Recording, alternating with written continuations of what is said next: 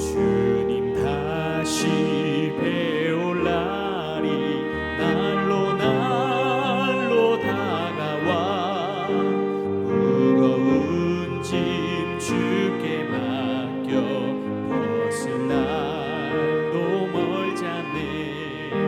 나를 위해 예비하신 고향 집에 돌아가 아버지의 품 안에서 영원토록 살리라.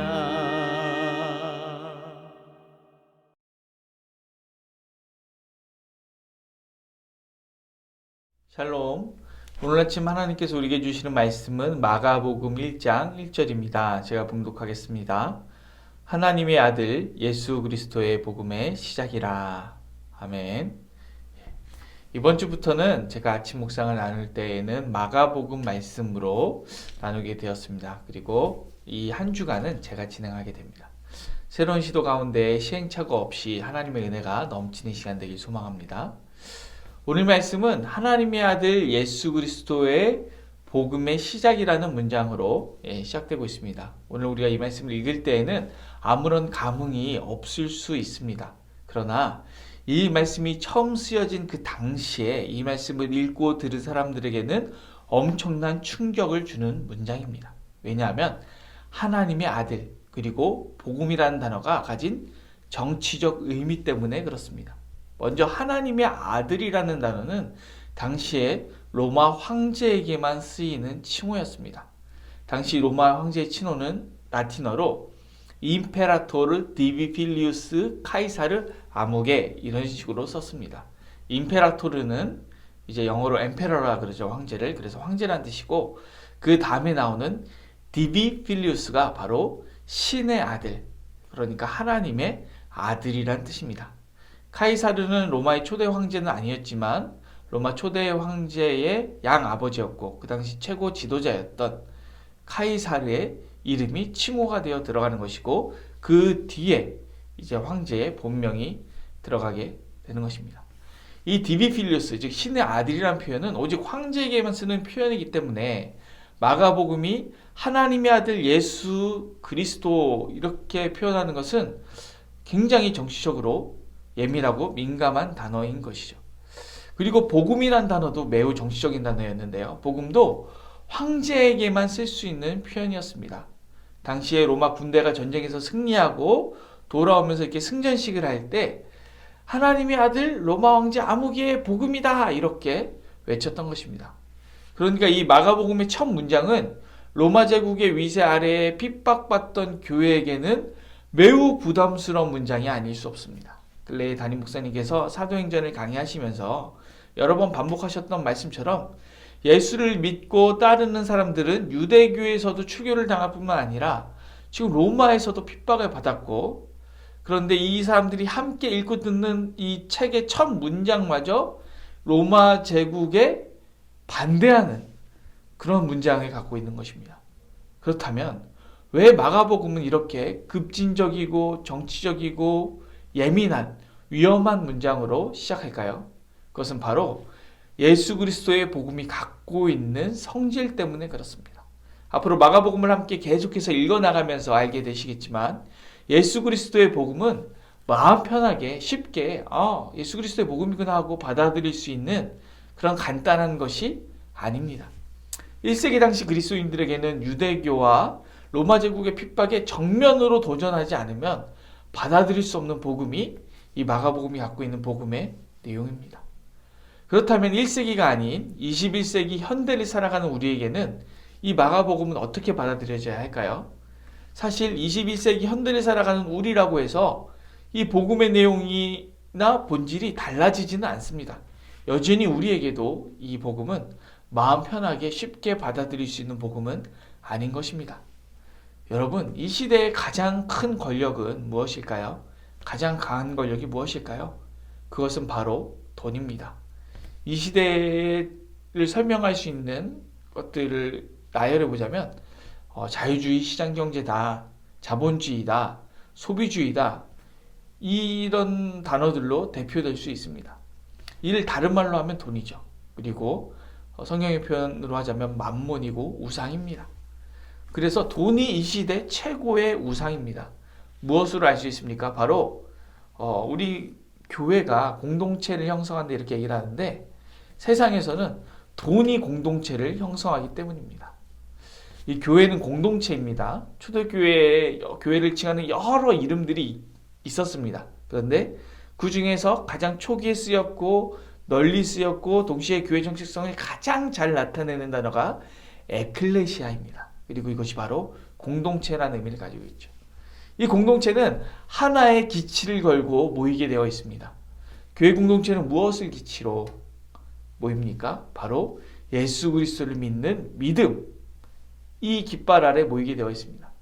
예수 그리스도께서 가신 십자가의 길을 따르는 자들의 모임인 것이죠. 그래서 이 예수 그리스도 안에서 공동체가 형성될 때 신분도 초월했습니다. 민족도 초월했고 성별도 초월했고 국가도 초월했습니다. 그래서 예수 그리스도 안에서 하나가 되었고 이것을 우리는 복음이라고 부릅니다. 이것이 바로 하나님의 아들 예수 그리스도의 복음입니다. 그러나 지금은 바울이 갈라디아에서 저주하는 것과 같은 다른 복음들이 너무나 많은 것을 볼 수 있습니다. 갈라디아서 1장 6절입니다. 그리스도의 은혜로 너희를 부르신 이를 이같이 속히 떠나 다른 복음을 따르는 것을 내가 이상하게 여기노라. 이 다른 복음들은 우리를 어떻게 만들어 버릴까요? 1장 7절입니다. 다른 복음은 없나니 다만 어떤 사람들이 너희를 교란하여 그리스도의 복음을 변하게 하려 합니다. 우리를 교란하여 그리스도의 복음을 변하게 합니다. 그래서 바울은 이 복음을 어떻게 대응하기를 원합니까? 갈라디아서 1장 8절에서 9절입니다. 그러나 우리나 혹은 하늘로부터 온 천사라도 우리가 너희에게 전한 복음 외에 다른 복음을 전하면 저주를 받을지어다. 우리가 전에 말하였거니와 내가 지금 다시 말하노니 만일 누구든지 너희가 받은 것 외에 다른 복음을 전하면 저주를 받을지어다. 저주를 두 번이나 강조해서 내리면서까지 다른 복음을 경계하는 것을 볼 수 있습니다. 우리에게도 또한 다른 복음이 있다는 것, 어떻게 우리가 깨닫고 알 수 있을까요? 바로 우리가 초기 기독교와는 다른 공동체를 형성하고 있다는 것으로 알 수 있습니다. 우리는 지금 담임 목사님께서 사도행전 강의를 해주시면서 예루살렘 교회의 모습이 어떠했는지 계속 배우고 있습니다. 초대교회의 모습은 어떻습니까?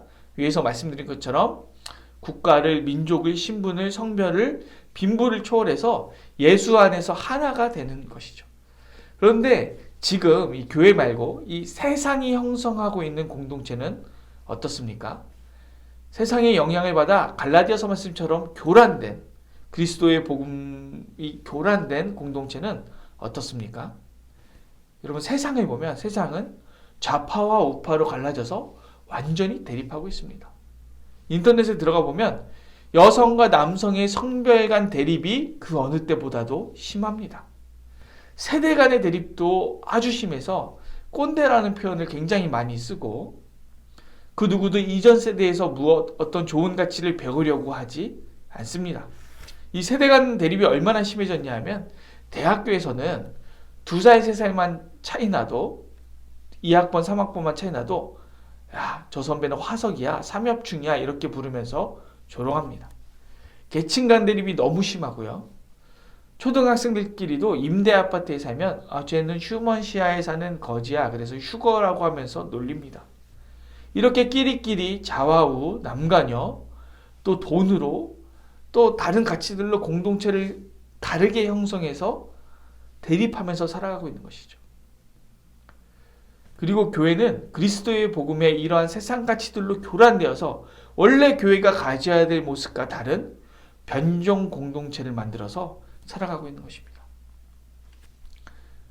그러나 너무 걱정할 것은 없습니다. 초대교회 때 오고 갔던 편지들 그리고 복음서가 제시하는 이 신학 이면에 깔려있는 상황들을 살펴볼 때 이것은 지금의 문제만이 아니라 신약시대 당시에도 있었던 문제구나 라는 것을 우리가 알 수 있기 때문입니다. 그리고 그 해결책을 무엇이 제시하고 있습니까?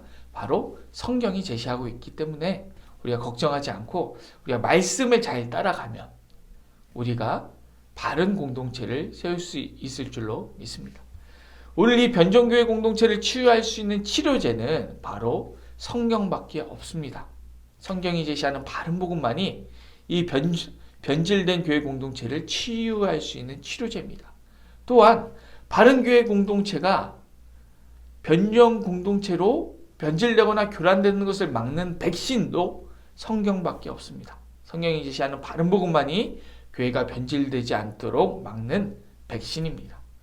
오늘 우리가 읽은 마가복음 1장 1절에 예수 그리스도의 복음의 시작이라의 이 시작은 기초 또는 초급이라는 뜻으로 해석할 수도 있습니다.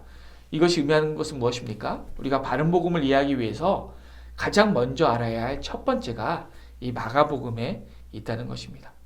이제 저와 함께 아침 묵상 통해서 마가복음 묵상하면서 하나님 나라 공동체 아름다운 교회를 세우기 위한 치료제와 백신을 우리가 갖기를 소망합니다. 오늘 이 시간 우리의 삶을 한번 돌아보길 원합니다. 지금 내가 이루고 싶은 공동체가 하나님의 아들 예수 그리스도의 복음을 따라 신분, 인종, 빈부, 세대, 정치 이념, 성별을 뛰어넘어서 모두가 화목하고 평화롭기를 소망하는 공동체인가요? 아니면 내 생각이나 처지와 잘 맞아서 편한 사람들과만 어울리고 다른 사람은 배제하고 있는 공동체인가요? 우리 주님께서 예수 그리스도의 십자가 은혜 이 단 하나로 우리를 아무 조건 없이 받아주셨듯이 하나님의 아들 예수 그리스도의 십자가 복음이란 이 하나의 이유로 한 공동체를 이룰 수 있는 준비가 되어 계신가요? 아니면 예수 그리스도의 십자가 은혜로 하나님 나라 공동체에 아무 공로 없이 들어갔지만 여전히 내 공동체에 들어오기 위해서는 이래야 돼, 저래야 돼 이렇게 자격을 따지고 기호로 가르고 계시지는 않은가요? 오늘 하루 내가 속한 공동체에 들어올 수 있는 유일한 자격이 복음이 될 수 있도록 우리가 결단하고 기도했으면 좋겠습니다. 그래서 우리의 삶 가운데 우리가 만나는 사람들, 우리가 삶 가운데 만나는 모든 사람들을 내 공동체로 우리가 초대해 올 수 있는 그런 우리의 복음이 살아있는 삶이 되었으면 좋겠습니다. 기도하겠습니다.